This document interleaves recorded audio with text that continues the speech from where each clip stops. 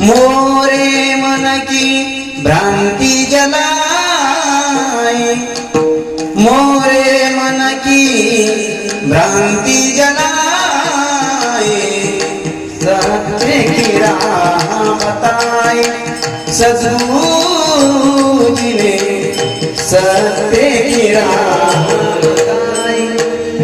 योग्य असा मार्ग दाखवला आणि अशा महात्म्याच्या चरणी आम्ही प्रणाम करतो. मस्तक माझा पायावरी, मस्तक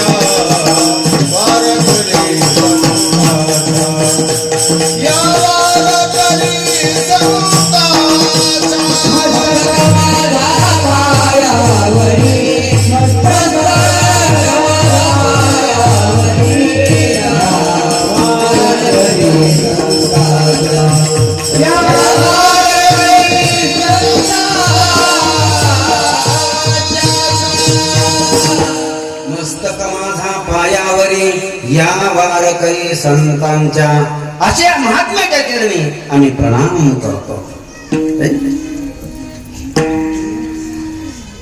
बार बार नमस्कार, बार बार नमस्कार, बार बार नमस्कार,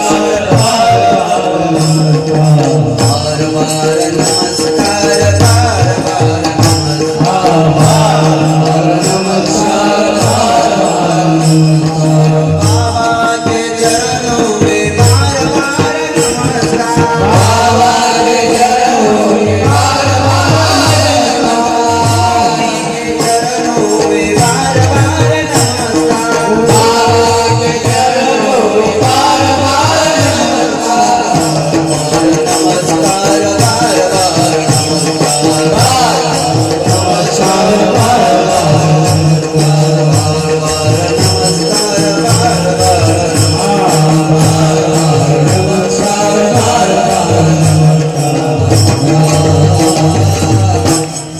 सर्व म्हणा वाजू नका, नुसतं म्हणू द्या ना. बार बार नमस्कार, बार बार नमस्कार,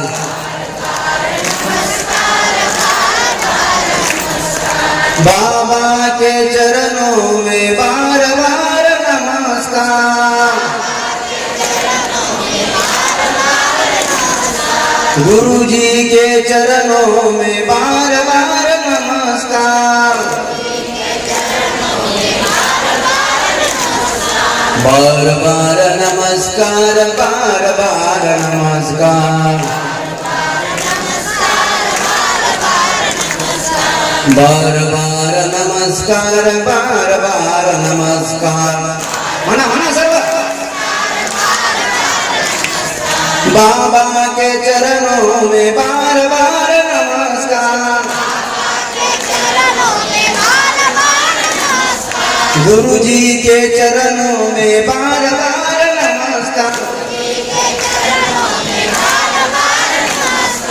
बार बार नमस्कार, बार बार नमस्कार.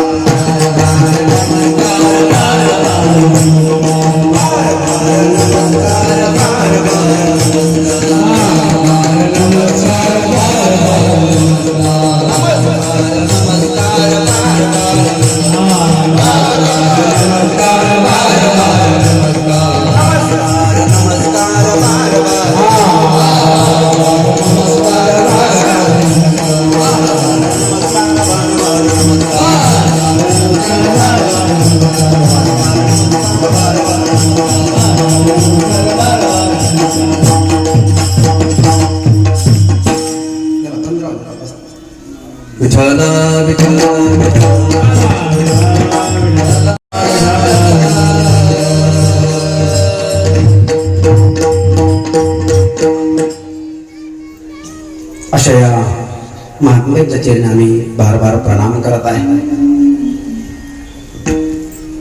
हे सर्व महात्म्याचं वैभव आहे, महात्म्याचं वैभव आहे. माझे गडी कोण कोण निवडा भिन्न यातुनी, आप आपणा मध्ये मिळो एक खेळो विकासी.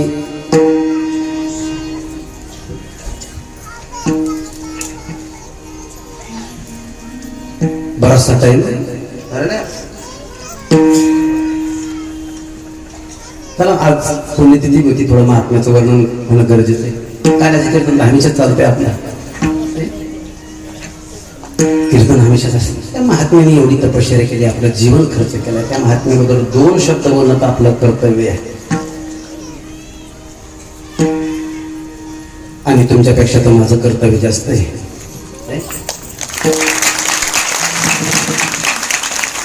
हे सर्व वैभव त्या महात्म्याने सोपवून दिलंय, कर्तव्य. माझे गडी कोण कोण निवडा भिन्न यातुनी. वृंदावन भूमी आहे, गोकुळ भूमी आहे, गोकुळवासी आहेत, वृंदावनवासी आहेत, सर्व व्रजवासी आहेत. त्या व्रजभूमीमध्ये जेवढे काही लोक आहेत सर्वांचं मन भगवंताने असं अगदी खेचून घेतलेलं आहे, खेचून घेतलेलं आहे ना. वेदलिया बाळा नरनारी सकळा, सर्वांचं मन अगदी खेचून घेतलेलं आहे. स्त्री असो, पुरुष असो, बालक असो, वृद्ध असो, पशु असो, पशु असो, सर्वांचं मन अगदी खेचून घेतलेलं आहे, खेचून. भगवान परमात्मा एक दिवस असे बसलेले. कृष्ण जो आहे ना, कृष्ण, त्याचं नाव कशामुळे कृष्ण आहे? कर्षेती जीवाना मन, जीवाचं मन जो खेचून घेतो त्याचं नावच आहे कृष्ण. म्हणून सर्वांचं मन अगदी खेचून घेतलेलं आहे त्याने. भगवान परमात्मा एक दिवस बसलेले होते आणि बसलेले असताना सर्व गोपाळ एकत्रित झाले आणि एकत्रित झाल्यानंतर भगवंताला मन लागले, देवा आज खेळायचं, म्हणजे आपल्याला खेळायचं, काही नाही करायचं. भगवान म्हणजे खेळायचं, हो, तुझ्या बरोबर खेळायचं. भगवान म्हणजे खेळायचं, तुम्हाला आनंदाची गोष्ट आहे. अरे खेळण्यासाठी जरी आलोय मी, एकाकी नरमध्ये एकोहम बहुष्य, हे जे काही सर्व संसार केला खेळण्यासाठीच केला. तुम्हाला खेळायचं तर खूप आनंद आहे ना, पण खेळण्यासाठी गडी पाहिजेत ना, गडी. जसं महाभारतात युद्ध निश्चित झालं आणि निश्चित झाल्यानंतर त्या कुरुक्षेत्रावरती सर्व सैनिक आलेले आहेत. एकीकडून पांडवाची सेना आहे, दुसरीकडून कौरवांची सेना आहे.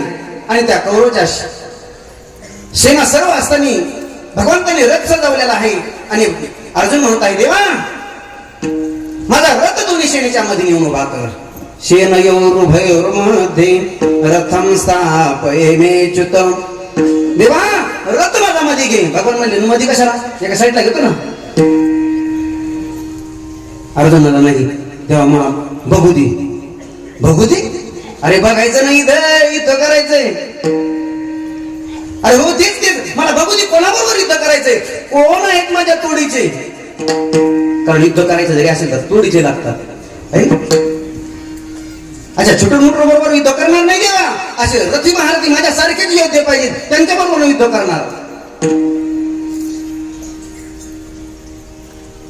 बघा, त्या जरासंधकडे भगवान श्रीकृष्ण, अर्जुन आणि भीम तिघं गेले युद्ध करण्यासाठी.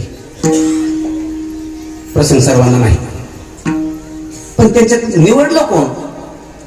भगवान छोटे दिसले, अर्जुनही छोटा दिसला, भीम जरा मजबूत दिसला. नाही, हा बरा आहे म्हणजे जरा याच्याबरोबर. पण युद्ध करण्यासाठी मी समजून झालं. ते कुस्त्या खेळतात लोक, कुस्त्या. कुस्त्यामध्ये मी बघा, संतोलाचा गडी लागतो, संतोलाचा गडी पकडतात. एखादं बारका आलं, हातात धरलं, हाताला हात द्या ना, किंवा गचांड्या देऊन बाहेर काढतात, कुस्ती खेळायला. आणि संतोलाच गडी लागतो.